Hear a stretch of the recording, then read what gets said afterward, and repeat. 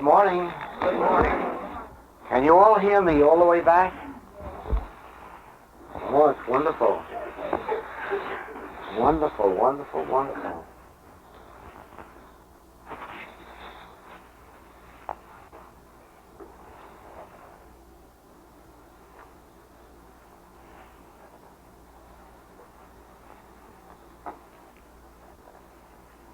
I wouldn't have you think for a minute that the work we are starting is an easy one. The Master says that the way is straight and narrow, and few there be that enter. And every one of us should remember that passage frequently. Few there be that enter. There's a reason for that fewness. And the fewness is in the difficulty. What is so difficult about this work?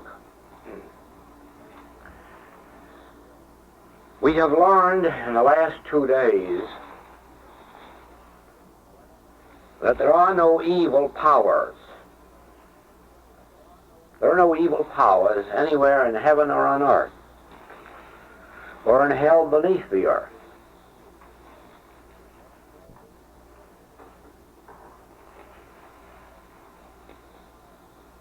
All power is in God. All power is God. Why then this difficulty? Why so few that can enter? Why so few that can be practitioners, that is, successful practitioners?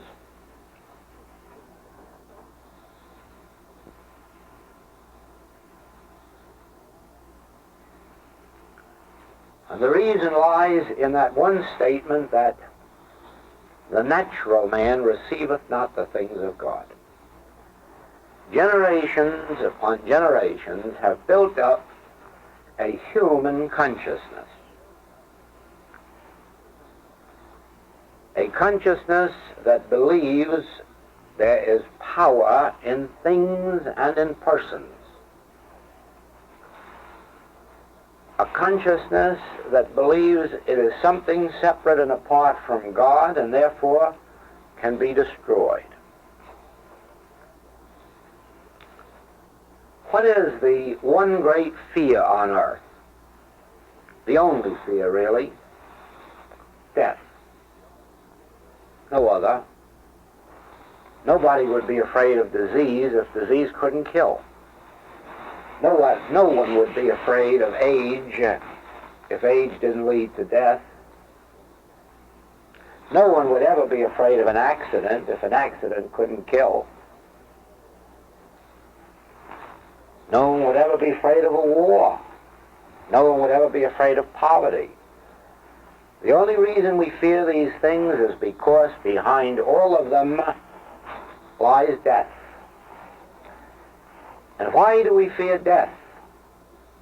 Because there is a human consciousness that believes it is something separate and apart from God, and it isn't. Your consciousness and mine, the consciousness of every individual, is eternal. It is immortal. It is not subject to death. We not only do not know that, but even after we are taught that in metaphysics, we cannot accept it or believe it. Why? Because the human mind cannot accept anything greater than itself, and the human mind is itself a state of death, limitation, finiteness.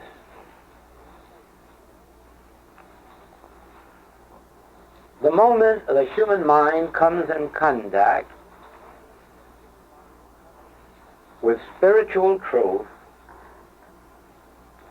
that moment the human mind starts dying. As soon as human awareness, human consciousness is touched by the divine, human consciousness starts dying. Paul tells us about dying daily.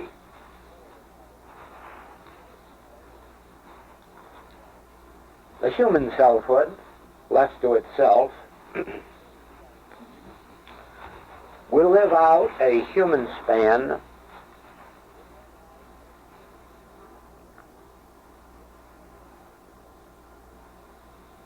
sometimes that human span is only 1 year in length. In some cases, as these boys in war, it may be 17, 18, 19, 20, 21. Left to itself, it'll go on to 60, 70, 80 years of age. And all of a sudden, it fades out. But human consciousness, touched by the divine,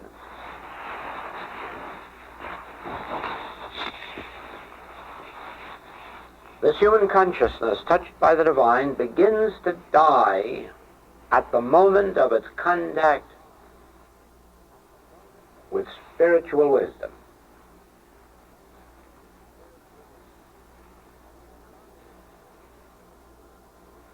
But the dying is difficult. It will not yield itself quickly. It will not give itself up quickly. It has taken thousands of years to form, and it does not readily yield. I want to see what this human mind accepts. In the first place, if you look into a mirror, you will say to yourself, I do not look too well, or I am aging, or I am too stout, or I am too thin. And you see, right there, you have made the fatal mistake. Because the word I is God. And when you look in the mirror, you're not seeing yourself at all. You're seeing your body. That isn't you standing there. That is your body. You are invisible. No one has ever seen you. You have never seen yourself. Your mother has never seen you. You are invisible. Your body, or at least some concept of your body, is visible, but not even your body really is visible, not the body of you. It is only our finite concept of your body that is visible, and that is why your body keeps changing. Whereas in truth your body never changes. Only this concept that we entertain of body changes, like our concept of wealth changes. If we look at our orange grove full of oranges, we consider that we are wealthy. And when we see the same orange grove after a good windstorm, we think that we are poor. Whereas wealth is invisible. Just as I am invisible and you are invisible, so no one on the face of the earth has ever seen wealth. No one has ever seen supply. That is why all of this metaphysical attempt to demonstrate supply ultimates in failure. It is true, 30 years ago, there was a flourishing New Thought movement in America based on demonstration. You could demonstrate everything from getting rid of corn to acquiring $1,000. But where is that New Thought movement today? 90% of it has vanished into thin air. Very little of it is left on the face of the earth. And the same has happened in England, where also 30 years ago it was a tremendous flourishing movement. And today there is just the last faint gasps of it as it disappears from the scene. Why? Because the New Thought movement was based on demonstration. Getting and getting rid of. Getting rid of and getting. Now, it isn't possible to get rid of, and it isn't possible to get. It isn't possible to demonstrate anything on the face of the globe. It isn't possible to demonstrate any condition. All of these were metaphysical fallacies that have more or less dropped out of sight and exist today only through artificial respiration. A little life is being pumped into the movement here and there that keeps it temporarily alive while some of the old teachers still exist. When the last of those is gone, the last of the New Thought movement will have gone too.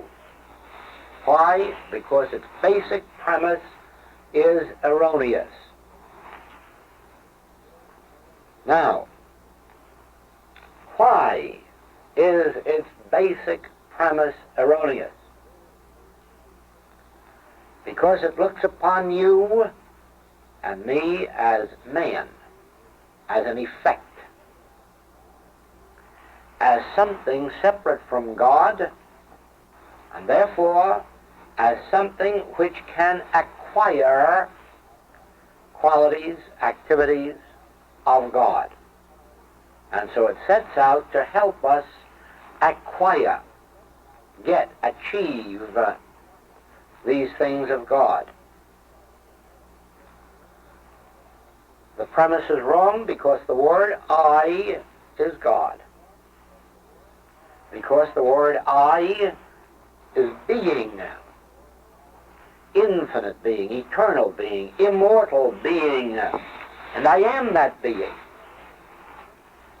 Because I am that being, nothing can be added to that which I am. And nothing has ever been taken from that which I am. And all attempts, then, to add to that which I am must end in failure, because all that the Father hath already is mine. All that the Father hath already is mine, because I and the Father are one, not two. We are not something separate and apart from God, seeking to get God or get things of God. I and the Father are one. I am in the Father, and the Father is in me. These are not statements in a book. This is a revelation of eternal truth. This is the truth of being, revealed originally by the Krishna, the original Christ in consciousness, revealed somewhere on earth as a man,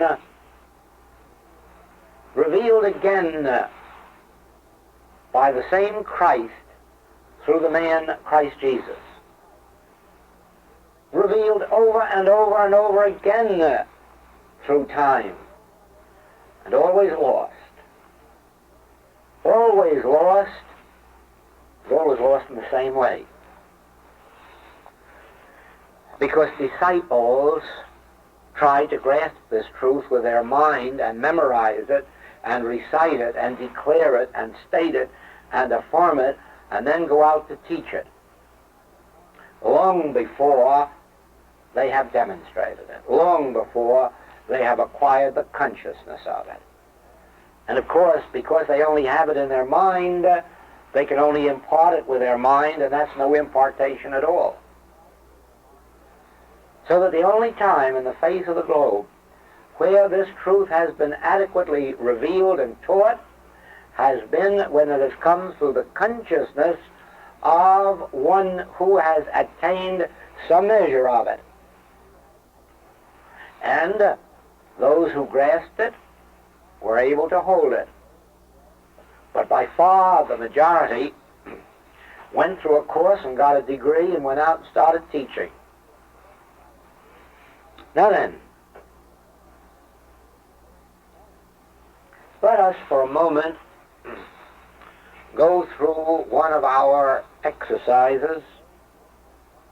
I say one of our exercises, I guess it's the only exercise we have in the infinite way. that may help us to establish our true identity, so that we understand it. And then be very certain that you do not tell it to anyone until it has become so real within your own being that you can never lose it. Don't start telling it while it is merely an intellectual acceptance in your mind. Wait until you are demonstrating it in some degree. Now let us look right down at our feet.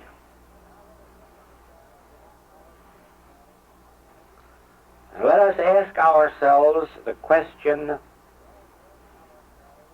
is this me? Are these feet me, or are they mine? Am I down there, or do I possess those feet?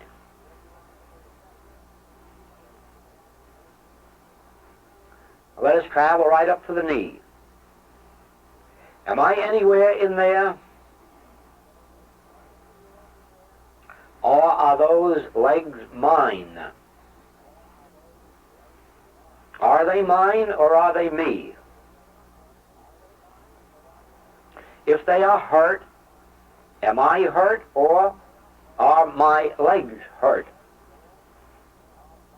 Is there not a me, an identity which is not legs? Let us go up to the waist and see if we can find ourselves, and see if all that we behold is not mine. Am I there, or is that body mine? Is there not still a me separate and apart from that body? Is there not an I which possesses that body? Is that body not an instrument for my living, for my walking?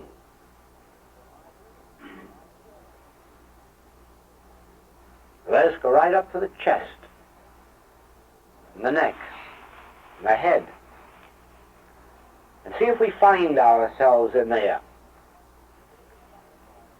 See if all this wasn't given to us for our use, for our locomotion, for our movement, for our activity.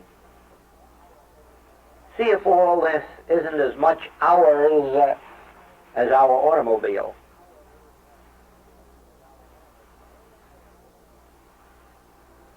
And all the way right up to the top of the hair on top of the head. And see if you find yourself encased in there. See if you find yourself embodied in any spot in there. See if all of this isn't yours. Isn't this your head, your ears, your eyes, your mouth, your tongue, your throat? Could any of that be me? Or is all of that mine? And then review from the toes right up to the hair, and again ask yourself, am I there?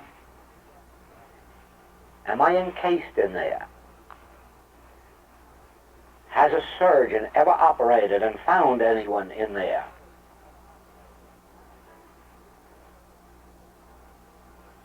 Is there anyone inside there to escape from there? Am I in there that I could someday go some other place? Can I leave this body? First, am I in this body? Or am I this body? Or is this body mine? Is it not the temple, the instrument, given to me for my use?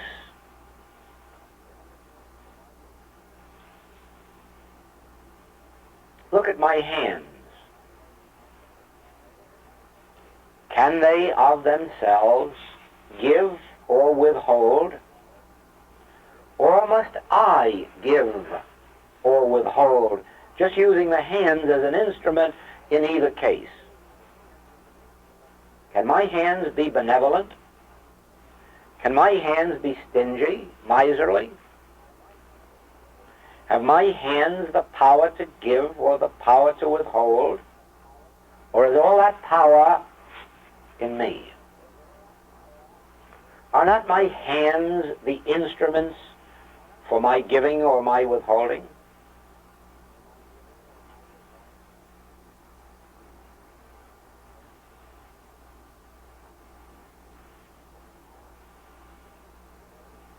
Does the heart give me permission to live, or does my life function the heart?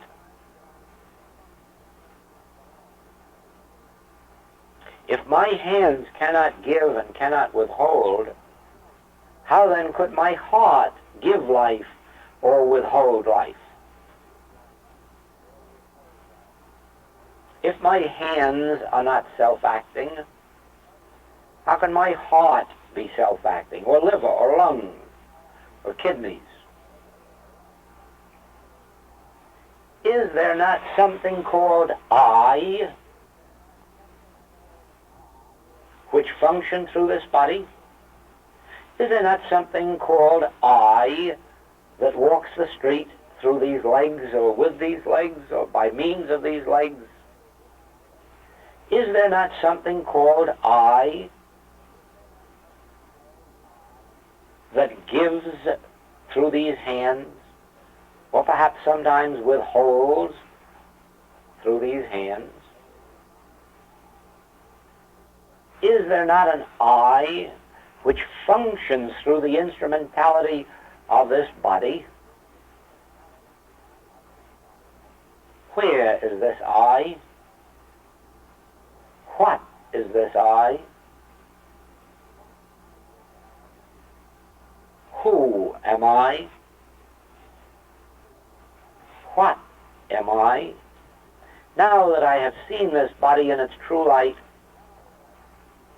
can I ever again look in a mirror and say, I look well or I look poorly? Or must I forever remember that we are now speaking of my body?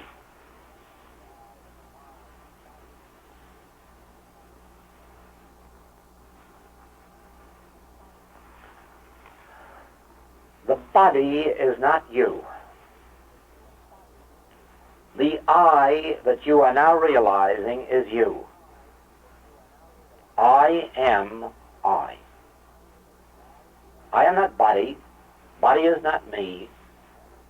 I am.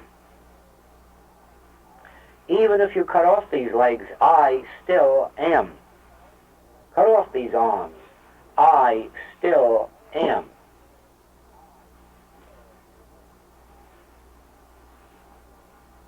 I am. I am being.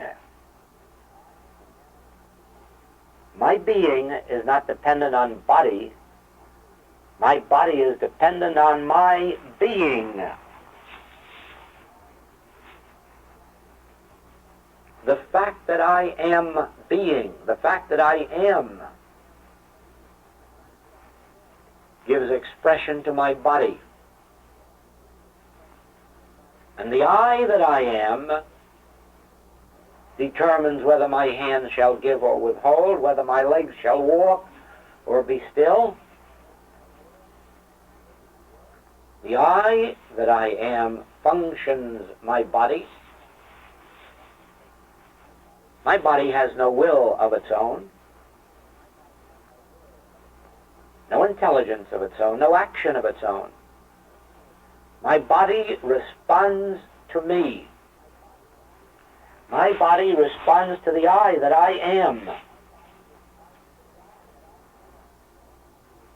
My body is governed by me. I say to my body, go thence, and it goes. I say to my body, remain, and it remains. I say to my body, sit, and it sits.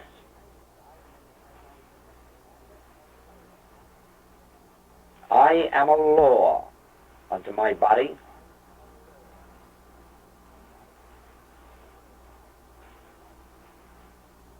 I am the life of my body. I am the soul and I am the substance of my body.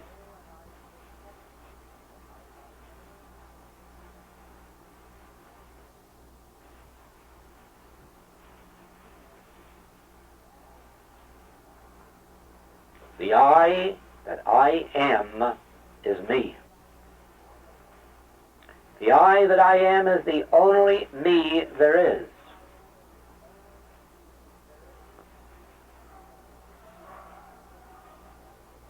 What am I? Who am I? Where am I? Why am I? These questions, each one must determine through meditation, introspection, cogitation, pondering the great truth of life. Who am I? Where am I? Why am I? What is my purpose in life?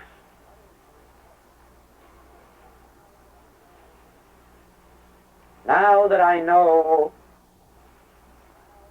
that I am I, body isn't I, body isn't me, I am I have at least an inkling of the great truth that I am eternal and that I even survive the body.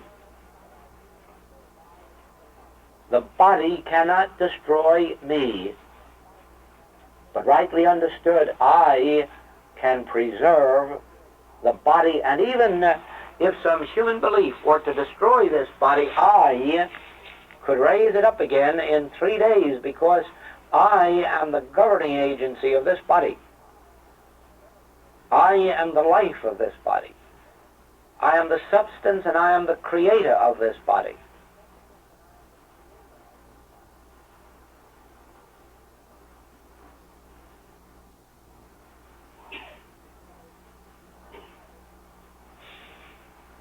The body is not a law unto me. I am a law, I am the law unto my body.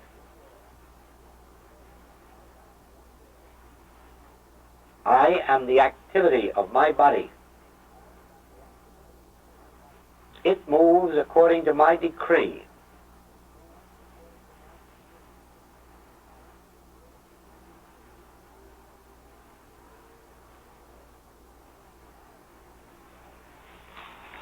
Now do you see that part of the discord of human experience have come from the belief that the body is me, or that I am the body, or that I am in the body, whereas I am infinite identity, eternal identity, immortal identity.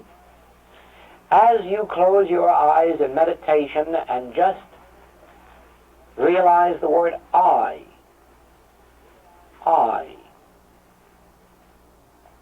really am.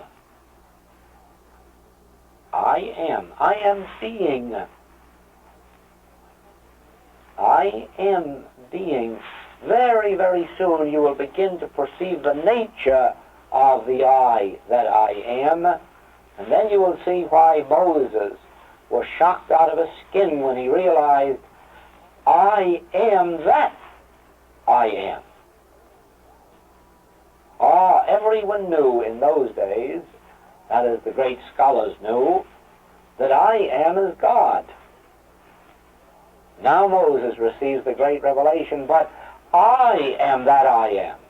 Yes, there is only one I, one eternal, immortal I, one eternal, immortal ego. Whether that I appears as you or as me, as he or as she, it is that same I. Now then, the very moment that you realize that I am being, I am life eternal, I am really the law of being, the life of being, the soul of being, you begin to lose your fear of dying, of death. And the moment you begin to lose your fear of dying or of death, you begin to lose all of the ills of the flesh.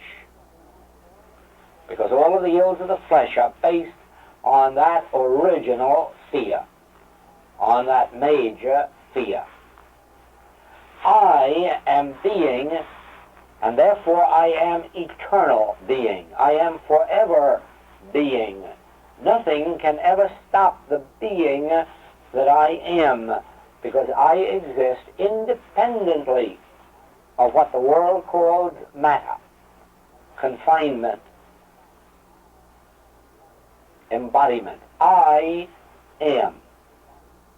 I am not subject then to death, disease, sin, fear, because I am the law of being, the life of being. Because the nature of my being is eternality, nothing from without can enter to destroy.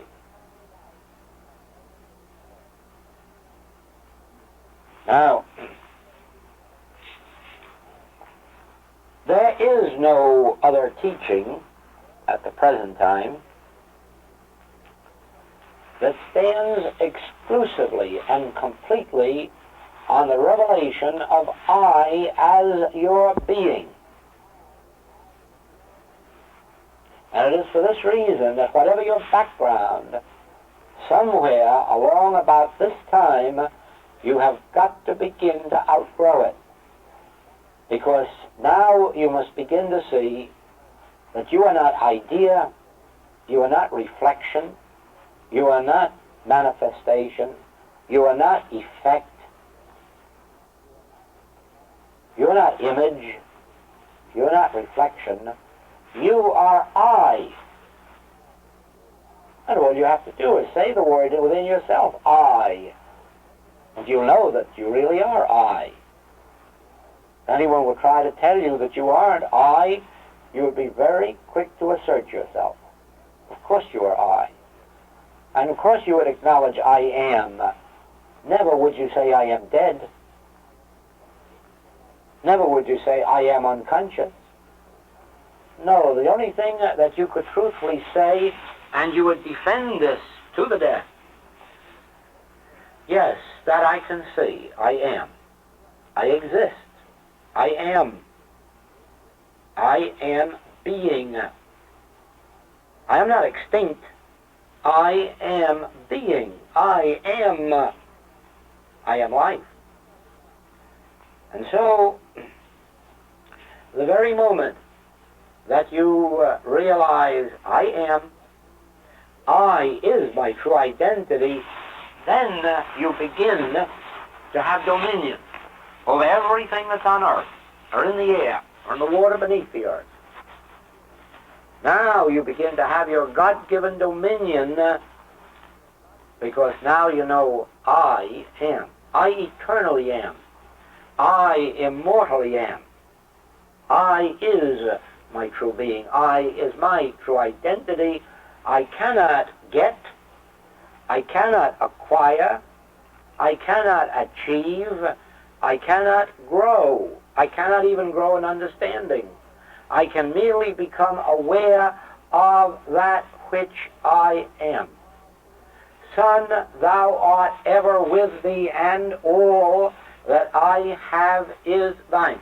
All of the life that I have. Many people think that refers only to inheritances, to lands or crops. Oh, no.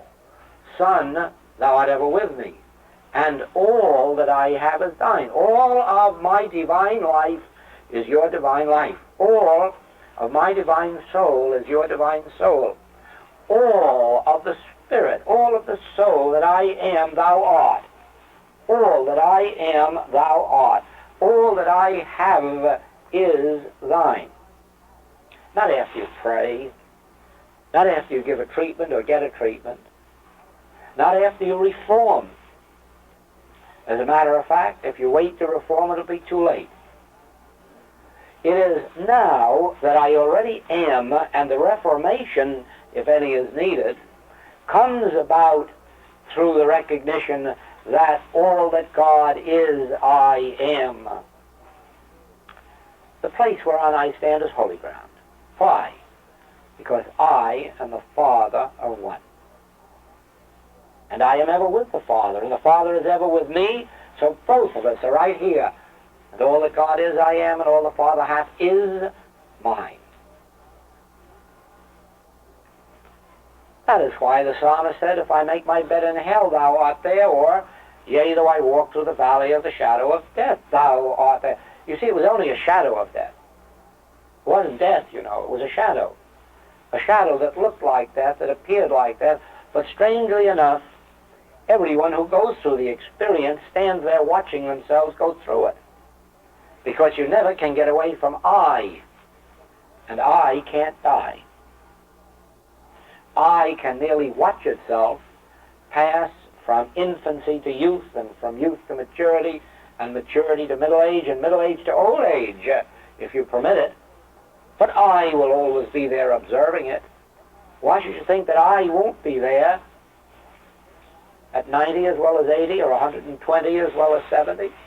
Oh yes, I will be there. I will be there watching every change of my body.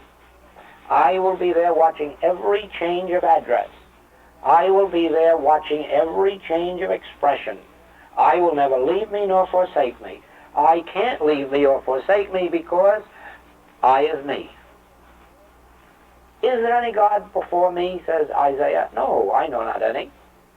No, I and me is one. So I will never forsake me. I will always be around watching me. I will always be there governing and protecting me.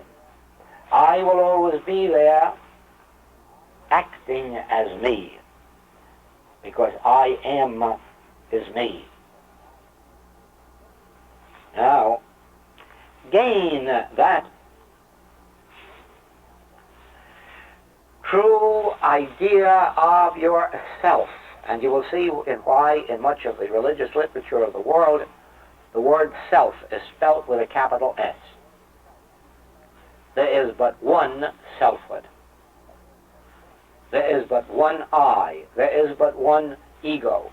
There is but one being. Now, if there is but one I am that one, that was Moses' revelation. I am that one. I am that I am. And of course that was the foundation of all that the Master taught. He repeated the Mosaic teaching, I am that I am. Thou seest me, thou seest the Father that sent me, for I and the Father are one. I am in the Father, and the Father is in me.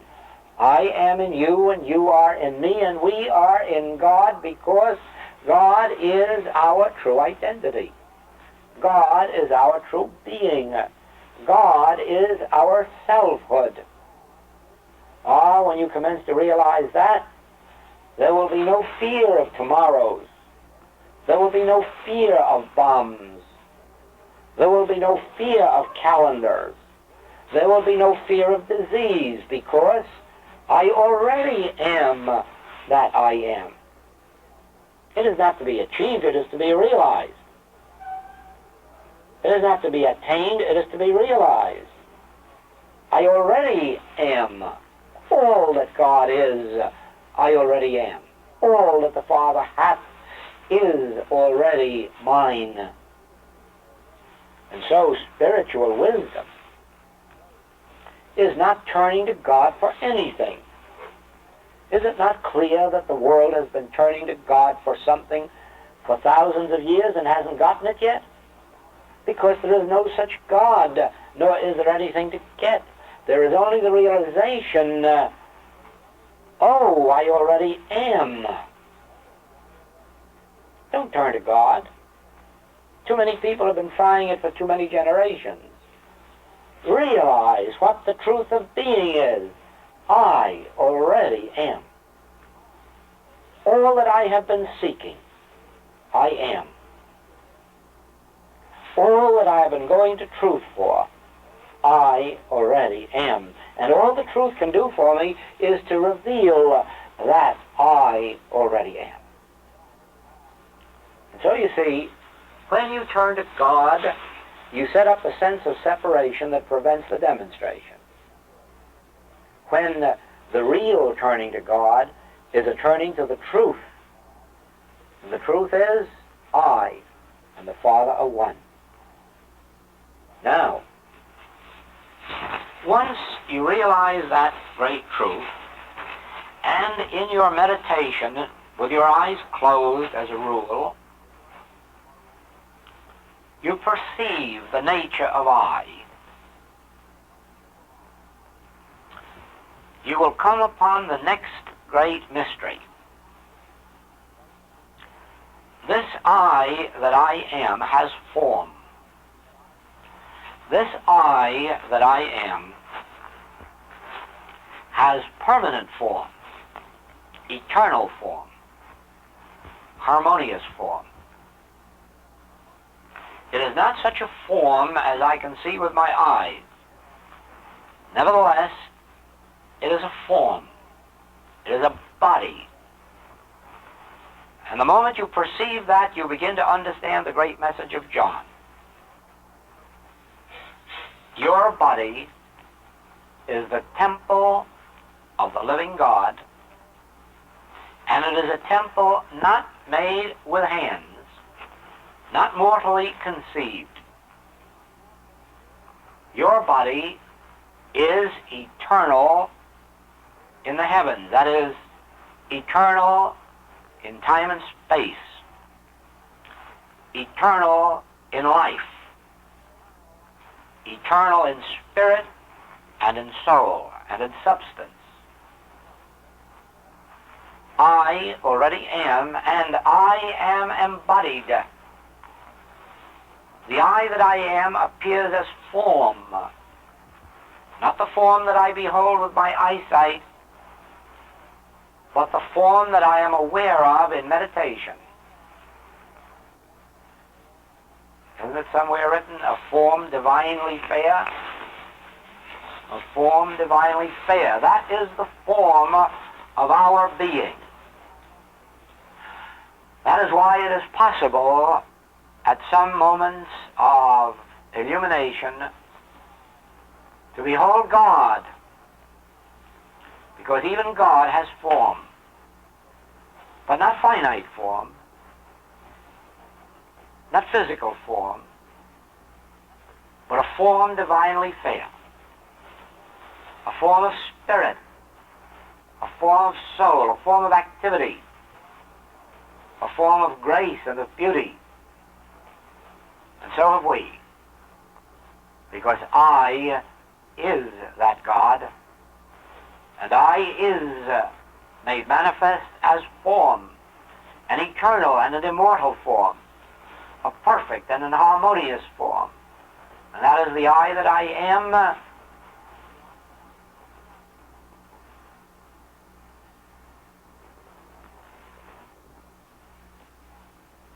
So we see the truth about our identity and about our body.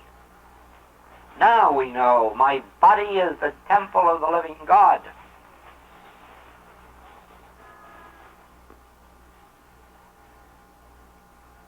God made all that was made, and all that God made was made of God. Therefore, it partakes of the very nature of God, eternality and immortality and perfection.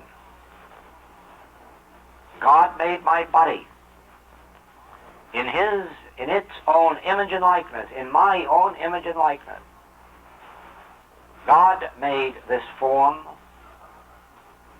this infinite divine form, and God made this form in the image of true being, to image forth, to show forth true identity. And therefore my body is a manifestation, an expression, an image or reflection of the I that I am. And all that I metaphysically was taught that I am is really the truth about my body, not about I, not about me. My body is an idea. My body is an image, a reflection, an expression.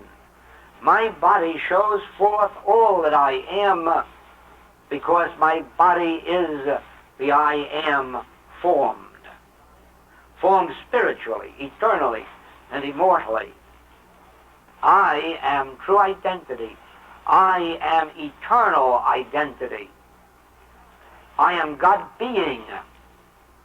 I am God being me.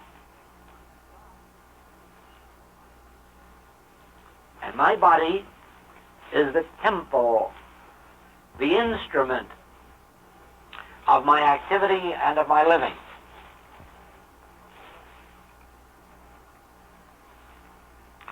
This is the truth about my being, my true identity, my God being.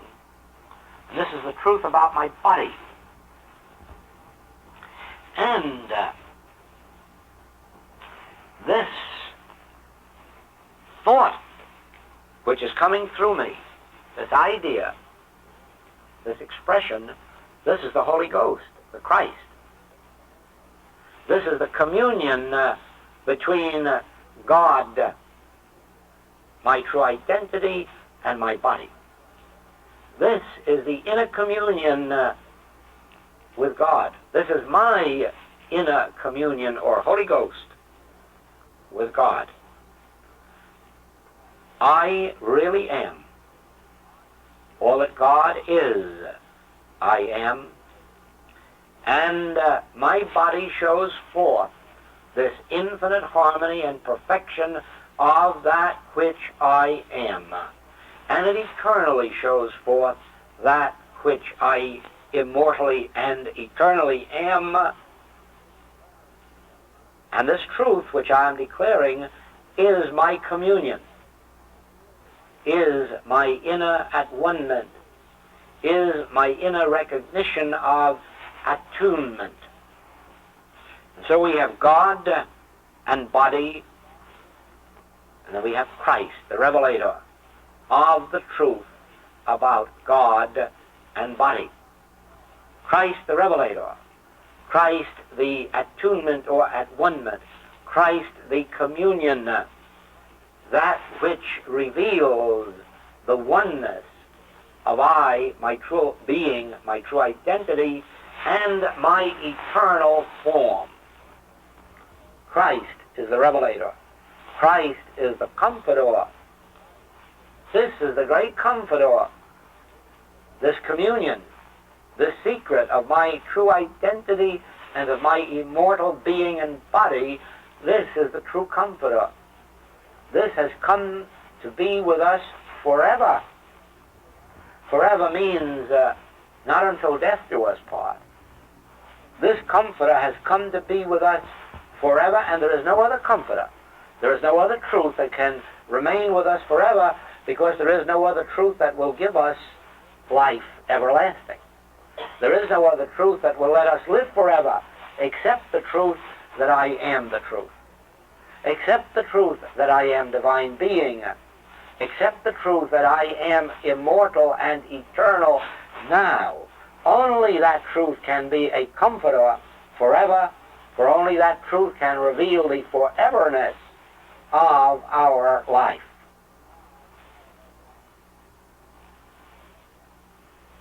As against this spiritual truth, there is that form which we see in a mirror. There is that which we call the expressions of nature, trees, flowers, vegetables, fruits. These are not the spiritual being or body. These are the concepts that we humanly entertain of being and body. No one has ever seen a potato, because a potato is spiritual. And a potato can only be seen with a spiritual consciousness. What we behold as a potato is our concept of potato. No one has ever seen a rose or an orchid. These are spiritual entities. These are forever identities in the divine consciousness which I am. And I can behold them only in my period of inner communion and illumination. But what I behold with my eyes represents a concept of these realities. Now, it is for this reason that any attempt through spiritual work to change these concepts outside, any attempt to reduce fevers or remove lumps, must inevitably result in failure. Why? Because after you've changed the concept, all you've got is an improved concept. You still are not dwelling in or with reality. Even if you could make an empty orchard full one, you still have attained nothing, because tomorrow it can be empty again. Even if you could restore every physical body on earth to health, you're doing nothing, because the next day most of them are going to be sick with something else, or at least they're going to be a day older. That is why, even if we could walk around with a magic wand and tell everybody in the hospitals to jump up and walk, it would accomplish nothing. That is why many of the healings that we give to our friends and relatives are meaningless, have no value, because all we've done is change a state of ill health into one of good health for them, and we leave them right the same place in consciousness to go and get sick again tomorrow. And sometimes we make life very difficult for them, because we have emptied them out of one era in order to make room for 7 more to come in. We have given them a physical, healthy body so that now they can go out and get it into 7 times more devilment. Whereas if they were left in their sick body or sinful body, they too could do as we are doing, evolve out of it through a change of consciousness. You see, the only permanent health and the only permanent wealth that can come to us is through evolving out of our present state of consciousness into the higher or true state of consciousness. If a man were living by theft and you gave him a life income, you would not stop him being a thief even though he never stole anything anymore. You haven't changed his consciousness. You've merely made it unnecessary for that consciousness to operate, for the time being at least. If you could restore health to everybody on the face of the earth, you would be doing nothing for them except giving them a little temporary painlessness. But if through this truth you can change the consciousness of an individual so that it evolves into the realization of its true nature and being, then the thief says, how foolish to steal when all that the Father hath is already mine, and all I have to do is stay in bed until somebody brings it to my back door and unloads it for me. Just wait, patiently wait, as Burroughs has told us, and it will come to us. It will come to us. It has to come to us. It has to come to us. There's no other way. There is no other way. If we can be patient. If we can be patient. Do I have that here? I hope.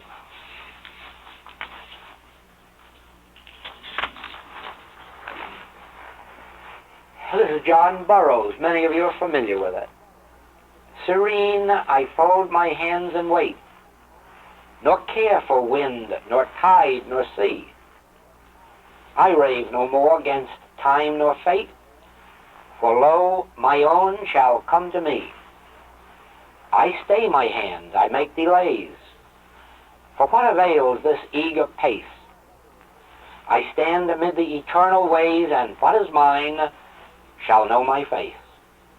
Asleep, awake, by night or day, the friends I seek are seeking me. No wind can drive my bark astray, nor change the tide of destiny. What matter if I stand alone? I wait with joy the coming years. My heart shall reap where it has sown and garner up its fruit of tears. The waters know their own, and draw the brook that springs in yonder height. So flows the good with equal law unto the soul of pure delight. The stars come nightly to the sky, the tidal wave unto the sea. Nor time, nor space, nor deep, nor high, can keep my own away from me. Serene, I fold my hands and wait, whate'er the storms of life may be. Faith guides me up to heaven's gate, and love shall bring my own to me. Ah, you see, it is ever so that all that God is I am, and the moment that I rest and relax in that truth, I give to God, the divine love, the opportunity to let flow to me that which is mine, but that which I have blocked by attempting myself to get it, to achieve it, to acquire it. You see, the word I there becomes a devil.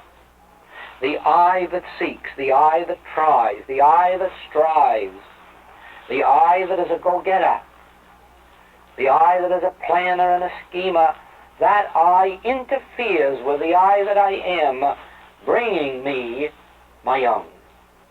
There's no need for that word I in our vocabulary. The I that strives, the I that seeks, the I that does. There's only room in our being for the I that is. The I that recognizes that all that God has is mine. That all that God is, I am. That I then rests serene, waits, and lets life reveal itself. Lets God disclose itself. Lets the harmony of eternal being appear. But you see, mental work prevents that. Mental work stops all the divine forces from operating. In our experience, it doesn't stop the divine forces operating because they're always operating for those with open consciousness. But they surely stop them operating in our experience. The moment I attempt something, the moment I desire something. I have said in some of our recent classes, desire is sin.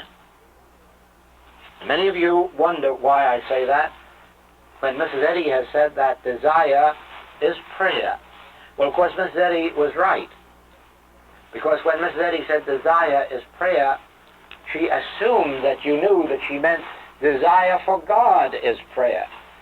Above all people, she knew well that desire for automobiles or houses or marriages or divorces or children was not prayer. She knew that the only one true desire is a desire for God. That desire is prayer. A desire for an awareness of God, for a realization of God, a desire to know God, whom to know aright is life eternal. That desire is prayer, but all other desire is sin. The desire for a home, and the desire for marriage, and the desire for companionship, and the desire for children, and the desire for harmony, and the desire for beauty, all of this is sin. Why? Because in the fulfillment of one's desire for God, all these things are added unto us. And the attempt to acquire them without the acquisition of God is and constitutes the sin. Someone somewhere said, if you had God and nothing else, if you had God and all there is in the world, and if you had only God and nothing else in the world, you would have the same. Yes, because God is all-inclusive. And so, to acquire God, to attain Godhood, to attain Christhood, To attain the realization and demonstration of God means the attainment and demonstration of all there is. But to seek even one thing separate and apart from God is sin. It's a sense of separation. That is why metaphysics has failed in the degree that it has failed. Only those who have succeeded with it, who have seen through its higher spiritual light to the realization that one must seek God alone. All others who are still demonstrating supply, demonstrating place, demonstrating position, demonstrating a practice, demonstrating a student body, they must all ultimately fail. Even though some, through willpower, will have a temporary success. But in the end, all must fail, because there is no such thing as a permanent demonstration except the demonstration of Christhood, in which all things are included.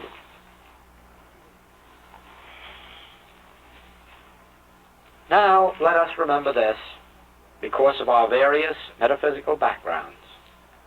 From this moment on, I am. I am being. I am life eternal. I am true being. Thou seest me, thou seest the Father that sent me. For I and the Father are one. All that God is, I am. All that the Father hath is mine. Number 2. My body is the image and likeness of me. My body is the manifestation of me, of the I that I am.